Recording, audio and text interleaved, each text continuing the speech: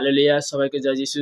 ঈশ্বর গৌরব হোক। Happy new year. তো তেমনি বলতে গিয়ে আমি আজকের যে নতুন বছরের যে আশীর্বাদে প্রার্থনা পাওয়া দেওয়াতে তো আমি আজকের প্রার্থনাতে যাবো। রোজ যেমন আসি তো YouTube, Facebook এ তারা রুটিন অনুসারে জুড়ছে। তো পিতা তাদেরকে অবশ্যই অগুন্তি আশীর্বাদ করবে, আনলিমিটেড আশীর্বাদ করবে। তো আমরা প্রার্থনাতে যাবো।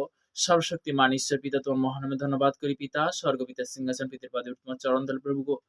যে আমরা যে আসতে পেরেছি বা হাঁটু কাঁপিত হয়েছি তোমাকে অসংখ্য ধন্যবাদ করি পিতা। তোমার বাক্য বলেছে পিতা গীত সংহিতা ৯১ অধ্যায় ১ পদে প্রভু তোমার বচন, যে ব্যক্তি পরাত্মফলে অন্তরালে থাকে সে সর্বশক্তিমানের ছায়াতে বসিত করে।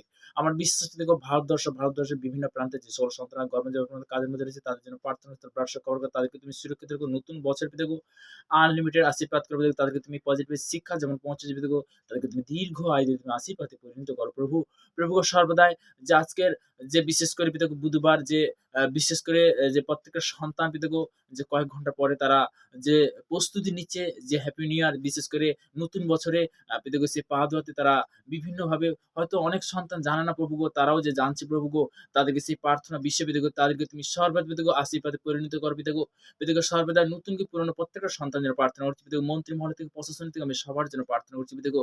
তোমার ব্রাশ্য কবর করে তুমি সুরক্ষিত রাখো পিতাগো। এবং দেশ বিদেশের মধ্যে যারা রয়েছে পিতাগো তাদেরকে তুমি তোমার ব্রাশ্য কবর করো, তাদেরকে তুমি সুরক্ষিত রাখো পিতাগো। পিতাগো এই প্রার্থনা সেই মিষ্টি মহান যিশুর নাম থেকে চাইলাম। Amen, amen. সবাইকে জয় যিশু। Happy new year.